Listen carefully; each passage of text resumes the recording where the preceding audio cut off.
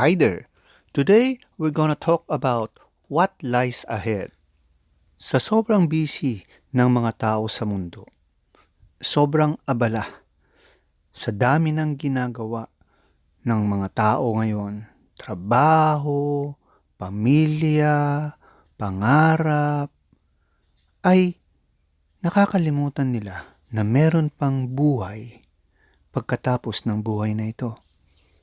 Kung obserbahan natin ang mundo sa araw-araw, makikita natin kung gaano kaabala ang mga tao para sa kanilang pangarap.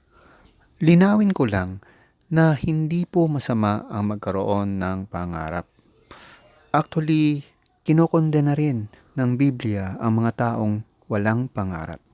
Ang sabi sa Proverbs 29 verse 18, "Where there is no vision, the people perish." So wala pong masama sa pangarap natin sa buhay natin. Wala pong masama na mag-aral tayo ng mabuti. Walang masama na maging masipag tayo sa trabaho para maabot natin ang ating pangarap. Walang masama kung meron po tayong inaasam na posisyon sa ating trabaho.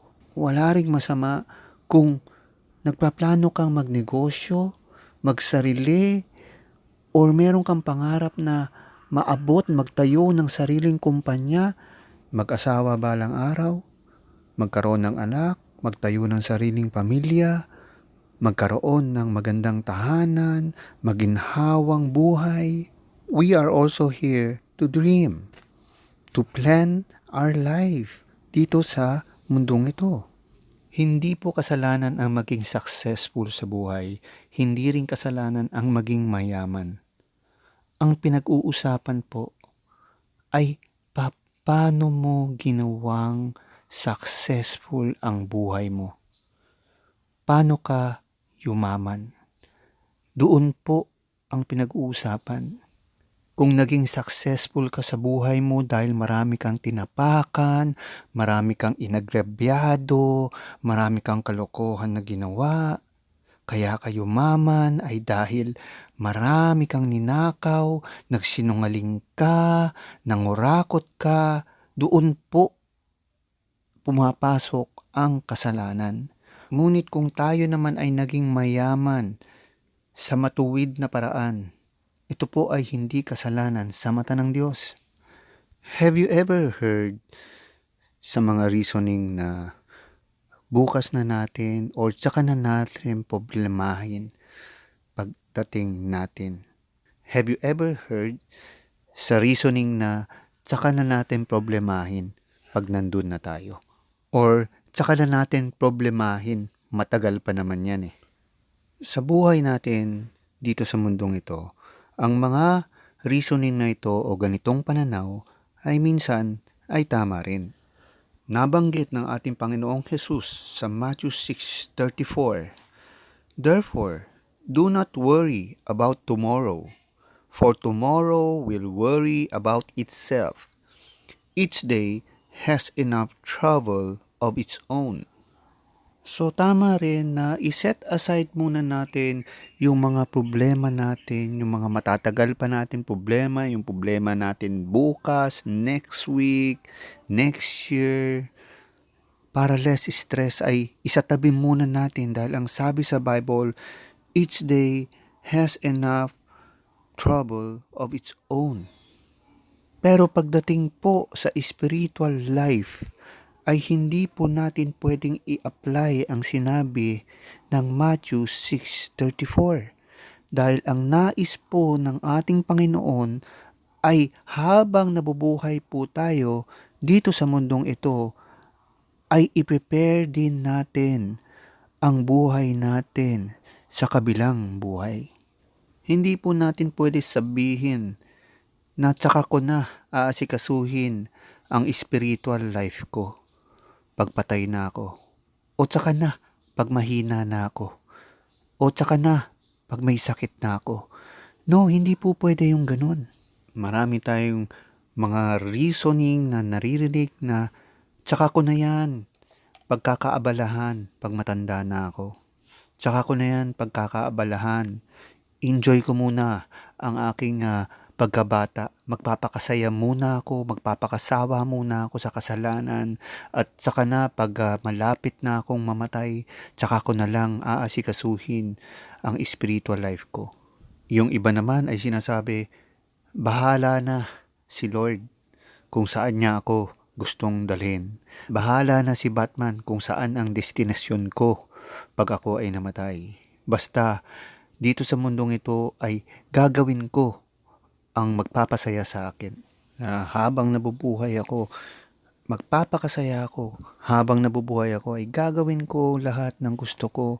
Yung mga magpapasaya sa akin gaya ng mambababae ako, manlalalaki ako, manglalait ako, magloloko ako, magbibisyo ako, susuwayin ko ang aking magulang, magbabarkada, barkada dito, barkada doon, barkada muna ang asikasuhin ko, career ko muna, magpapakayaman ako para mabili ko lahat ng aking gusto.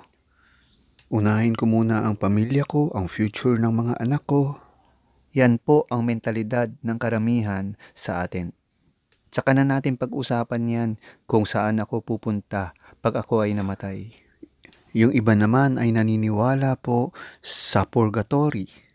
Yung iba naman po ay naniniwala sa reincarnation. Those are lies, brothers and sisters. There is no such thing as purgatory and reincarnation in the Bible.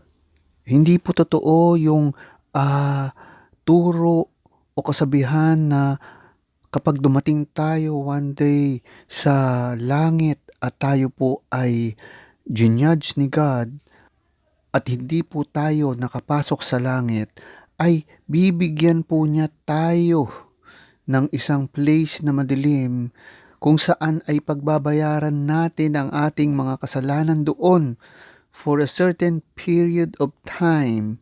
At kapag natapos mo na yon, ay makakapasok ka na sa langit. That's not true. Hindi rin po totoo na ang mga buhay dito sa mundong ito ay may kapangyarihan na manalangin para sa mga patay, para makapasok sila sa langit. There's no such thing as prayer of the dead in the Bible. At hindi rin totoo ang mga katuroan na pag tayo ay hindi nakapasok sa langit, tayo ay magre-reincarnate bilang hayop. Papasok muna sa katawan ng kalabaw, ng ahas, at kung ano-anong hayop, kung ano-anong klaseng hayop na ibabalik ng ating Panginoon ang ating kaluluwa, ngunit sa loob ng hayop. That's not true. Those are myth. Those are false teaching para maging relax po tayo sa spiritual life natin. So ano po ba ang sinasabi sa Bible pag tayo ay namatay? What lies ahead? Sa Hebrews 9 verse 27, ito po ang sabi, and as it is appointed unto man once to die, but after this, the judgment. So nais ko sana tayong tumutok doon sa salitang once. Ang sabi ito, isang beses lamang po tayo mamamatay. So wala pong nakasulat sa Hebrews 9:27 na may second chance pa tayo. Ang sabi rito, very clear, once to die. Isa lang, isang beses lang po tayo mabubuhay at isang beses lang po tayo mamamatay.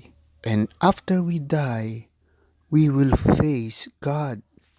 That is the judgment day. Dito sa mundong ito, we prepare both physical and spiritual.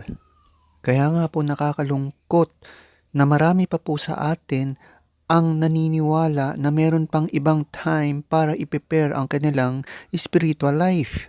Akala nila na pagkatapos ng buhay na ito ay meron pang isang buhay para i-prepare ang kanilang pagpasok sa langit or spiritual life. Ang hindi nila alam ay isang beses lang po ito at dito po magaganap sa mundo. Habang nabubuhay tayo, we have to prepare our spiritual life and physical life. Sabay po ito mga kapatid. At gusto nating linawin sa ating mga listener na ang buhay natin sa kabilang buhay ay nakasalalay sa buhay natin dito sa mundo. Kung ano po ang ginagawa natin sa mundong ito, kung paano po tayo mamuhay, ay doon po nakasalalay ang buhay natin sa kabila. Doon po ibabase ng ating Panginoon ang hatol, ang hukom sa atin pag tayo po ay namatay dito sa mundong ito. Let me read to you Ecclesiastes 3 verse 1 and 2. Ang sabi po dito, there is a time for everything and a season for every activity under the heavens. Verse 2, a time to be born and a time to die, a time to plant and a time to uproot. So focus tayo sa verse 2 nung sinabi ni King Solomon na a time to be born and a time to die. Wala po siyang sinabi na kasunod na a time to be born again and die again and born again and die again. Isang beses lang po ito. Ipapanganak tayo ng isang beses lang at mamamatay tayo isang beses lang po. Ngunit, yung lalabas dito sa ating katawan, yung kaluluwa po natin, ay hindi po ito mamamatay kahit kailan. Itong katawang lupa natin ay mabubulok. Kahit gaano pa natin ito alagaan, ay one day ay tatanda tayo, hindi natin mapipigilan na tatanda tayo, magkakasakit tayo. Kung hindi man tayo magkasakit, ay mamamatay tayo sa katandaan. Ito ay isang bagay na hindi mapipigilan kahit nino. Kahit gaano pa tayo kaalaga sa ating katawan. Ang sabi sa Ecclesiastes, a time to be born and a time to die. Ngunit, yung kaluluwa po natin ay habang buhay po. Habang buhay pong mabubuhay at hindi mamamatay. Ang tanong po dito, saan po kaya pupunta ang ating kaluluwa pag tayo'y namatay? Let me read to you Revelation 20 verse 12 and 13. Ito po ang nakasulat. And I saw the dead, great and small, standing before the throne, and the scrolls were opened. Then another scroll was opened, the book of life. And the dead were judged according to their deeds, as were recorded in the scroll. The sea gave up all the dead who were in it, and the dead and Hades gave up the dead that were in them. The dead were judged according to their deeds. So, pansinin po natin, there are two scrolls na nabanggit. Unang scrolls ay yung buhay po natin.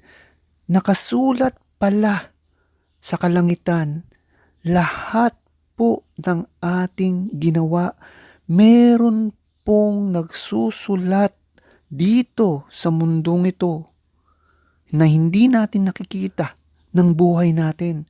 May nagtatala po pala. Meron tayong scrolls doon sa langit. Yun po yung bubuksan one day pag namatay tayo. And then, meron pang isang scroll, which is the book of life, na doon titignan pagkatapos ng judgment sa atin, ay titignan po sa book of life kung nandun po yung pangalan natin. At kung nandun po ang ating pangalan, ay makakapasok po tayo kasama ang ating Panginoon. Ngunit, kapag wala po ang ating pangalan sa Book of Life, we will go to hell. At isa pa sa gusto kong tuunan natin ng pansin ay yung sinabi bandang huli. Ang sabi rito ay the dead were judged according to their deeds. Sa mga ginawa po natin. Doon po tayo i-judge ni God sa mga ginawa po natin dito sa mundong ito habang tayo ay nabubuhay. So everything is recorded according to John. Sa Revelation, nakita po niya lahat po, mayaman ka man o mahirap, lahat po tayo ay may personal scroll sa langit. Yung buhay po natin, mula nang ipinanganak tayo hanggang mamatay tayo, ay nandun sa personal scroll na yon.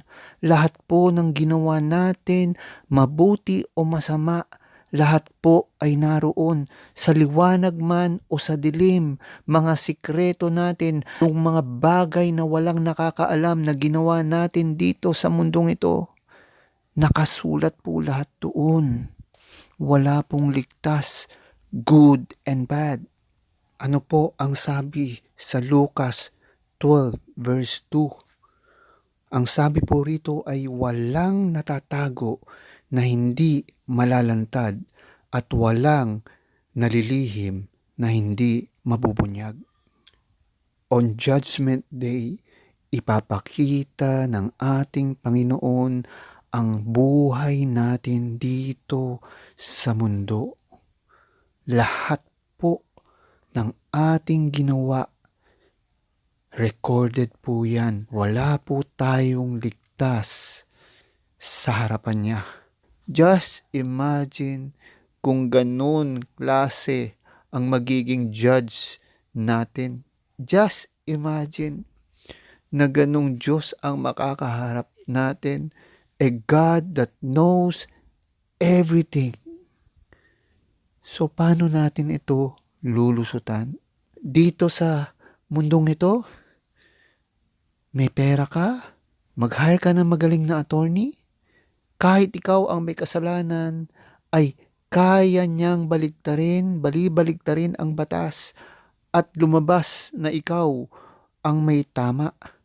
Ngunit, sa araw na yon, sa Judgment Day, na ang Diyos mismo na may likha sa buhay natin, na may likha ng lahat, ang magja-judge sa atin, paano mo ilulusot ang mga kasalanang ginawa mo sa Kanya?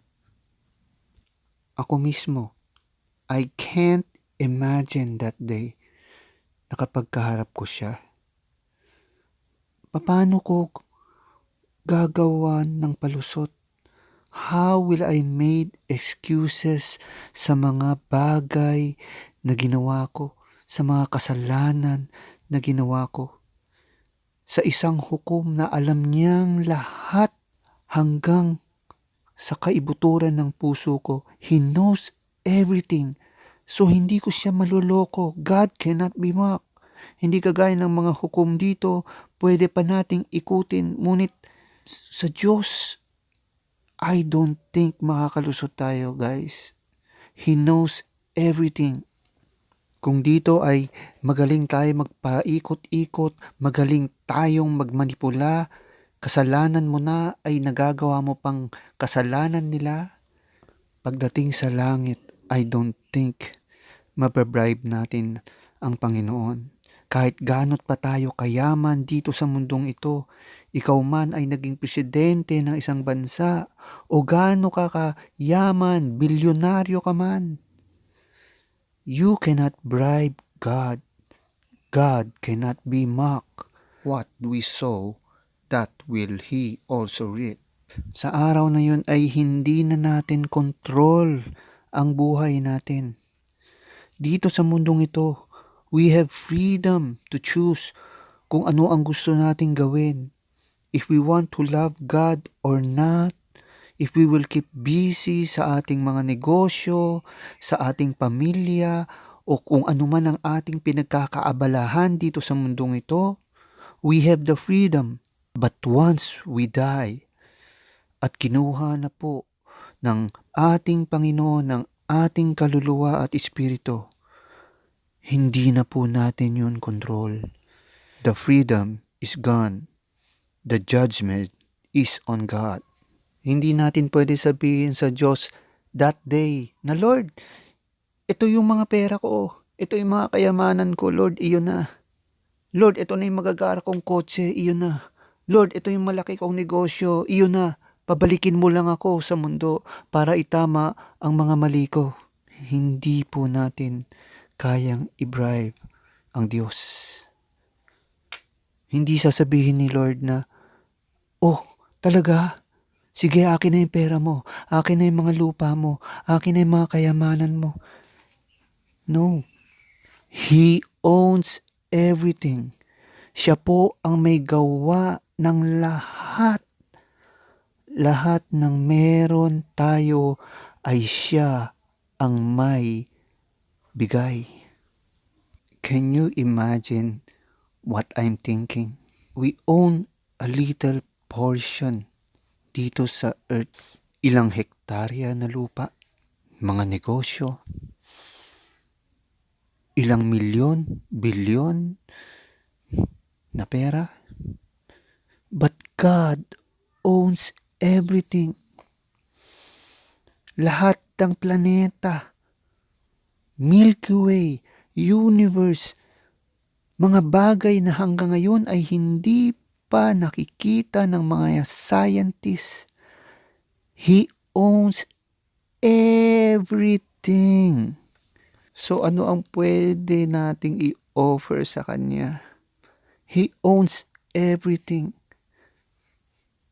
Kahit nakapag-donate ka ng ilang milyon sa charity, ilang bilyon sa charity, hindi po yan magiging lisensya para makapasok tayo sa langit. Not by our good works. Like Ephesians chapter 2 verse 8 and 9 says, "For it is by grace you have been saved through faith. And this is not from yourself. It is the gift of God, not by works, so that no one can boast."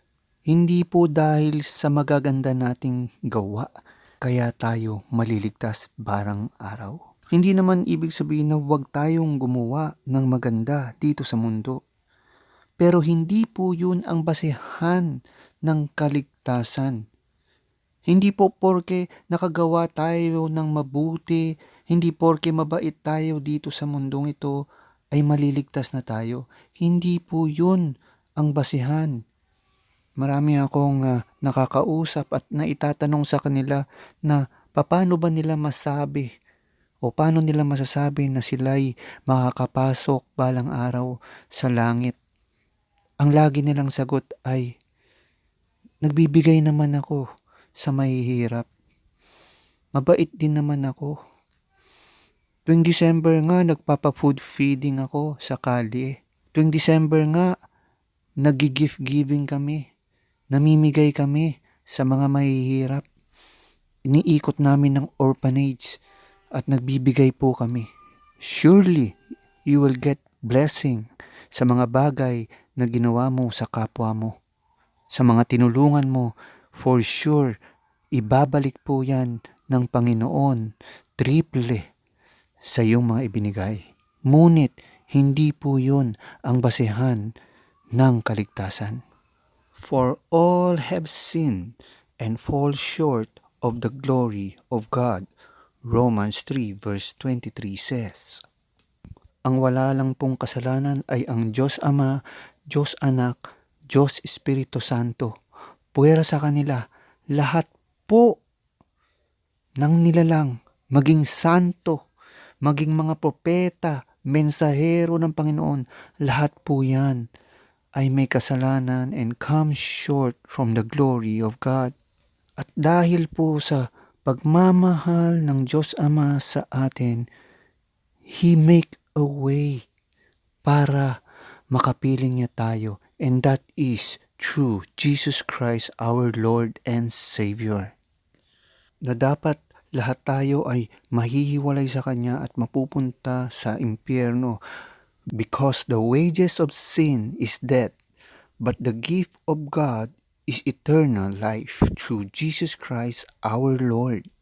So binigay niya ang kanyang buktong na anak ni Jesus to show us that He loved us.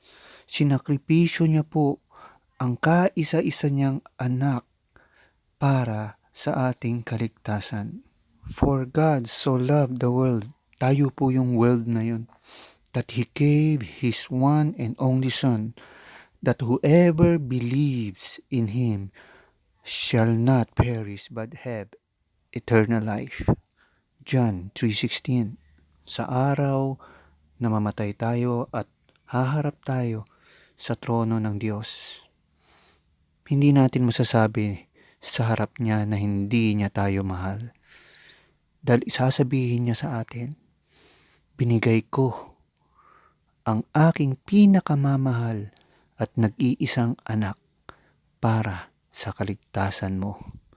This is the evidence that God the Father loved us very, very much, that He gave His only begotten Son.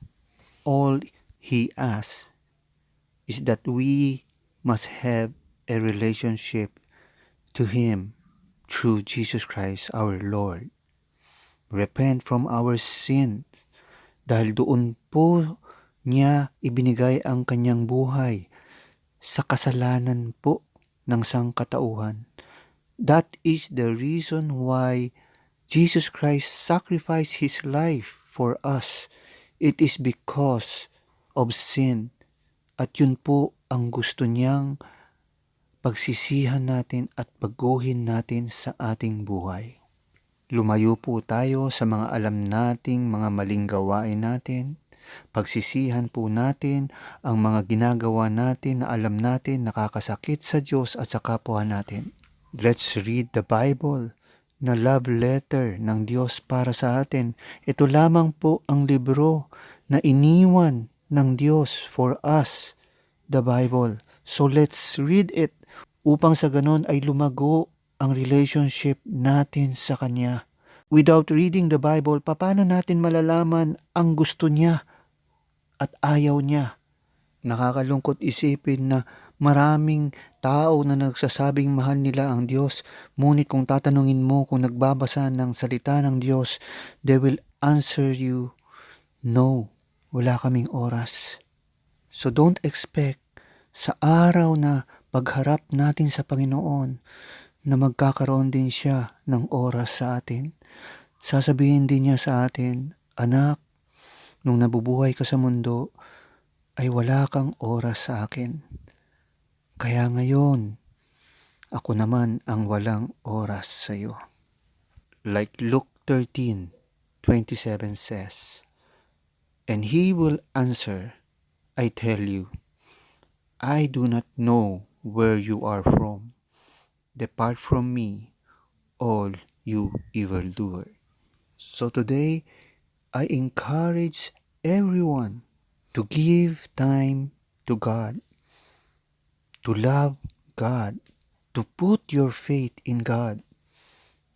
Always consider Jesus sa lahat ng ating ginagawa. Lagi po tayong kumonsulta sa Kanya kung tama o mali ang ating gagawin, iisipin, sasabihin.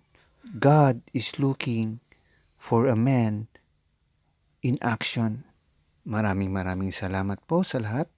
This is Bro Hens. Naway nakatulong ang Bible study natin ngayong araw na ito. God bless you. Thank you very much sa pakikinig, and may the Lord protect you and bless everyone who take time to listen. God bless to all. Mabuhay.